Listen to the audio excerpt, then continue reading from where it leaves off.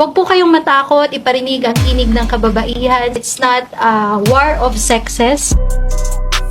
Ngayon nga po, we want to remind everyone na Lead Like the Babaylands, Pilipinas, sa ating po mga kababaihan, ay huwag niyo pong kalimutan na yung nananalaytay po sa atin at natural, innate po sa atin ang pagkakaroon ng leadership qualities as proven by our foremothers, ang mga babaylan, na huwag po kayong matakot, iparinig ang tinig ng kababaihan sa inyo pong tahanan, sa inyo pong opisina, organisasyon, at maging sa inyong komunidad, kasi po ay likas po sa inyo yan. At sa mga kalalakihan, katulad ni Engineer Daniel, at sa lahat po ng ating allies, maraming salamat po sa inyong pagsuporta. We always say, Engineer, yung pagsusulong po ng women's empowerment, it's not a war of sexes.